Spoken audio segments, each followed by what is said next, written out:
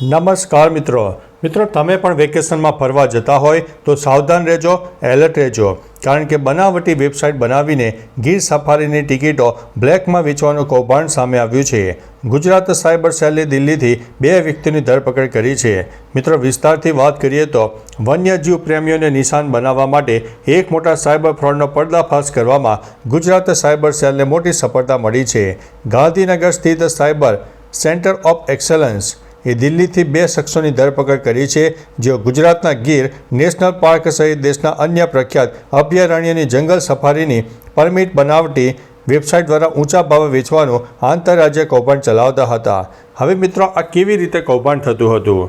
અધિકારીઓના જણાવ્યા અનુસાર આરોપીઓ ગીર એટલે કે સાસણગીર, રણથંભોર રાજસ્થાનમાં, તાડોબા મહારાષ્ટ્રમાં, જીમ કોર્બેટ ઉત્તરાખંડ, કાજીરંગા આસામ અને બાંધવગઢ મધ્યપ્રદેશ જેવા પ્રખ્યાત અભયારણ્યોની સત્તાવાર સરકારી વેબસાઇટ પરથી બોગસ વિગતોનો ઉપયોગ કરીને એડવાન્સમાં મોટા પ્રમાણમાં સફારી સ્લોટ બુક કરી દેતા।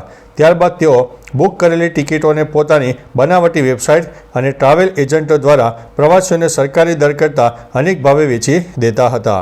મિત્રો કેવી રીતે ચાલતું હતું કૌભાંડ?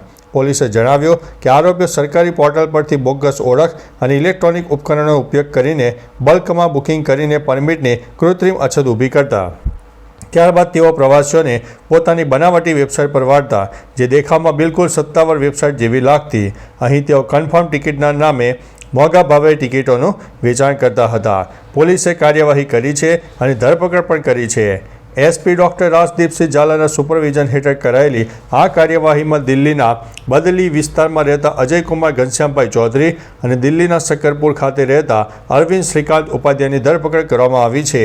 પોલીસને આરોપીઓના સિસ્ટમમાંથી ગીર સફારીની 12,000 પરમિટ, 8,650 જેટલા પેમેન્ટ કન્ફર્મેશન ઈમેલ અને દેશના વિવિધ અભયારણ્યો માટેના 10,278 બુકિંગની PDF લિંકો પણ મળી આવી છે। એટલે કે મિત્રો હવે પ્રવાસીઓ માટે સાવચેતી રાખવા જેવી બાબત છે। અધિકારીઓ પ્રવાસીઓને અપીલ કરી છે કે તેઓ સફારી પરમિટ ફક્ત સત્તાવાર સરકારી વેબસાઇટ પરથી બુક કરે અને ફેસબુક, ઇન્સ્ટાગ્રામ અને વોટ્સઅપ જેવી સોશિયલ મીડિયા સાઇટ પર આવતી ભ્રામક જાહેરાતોથી સાવચેત રહે।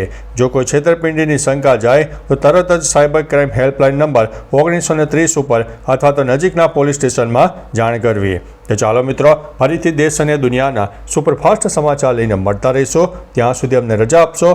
નમસ્તે।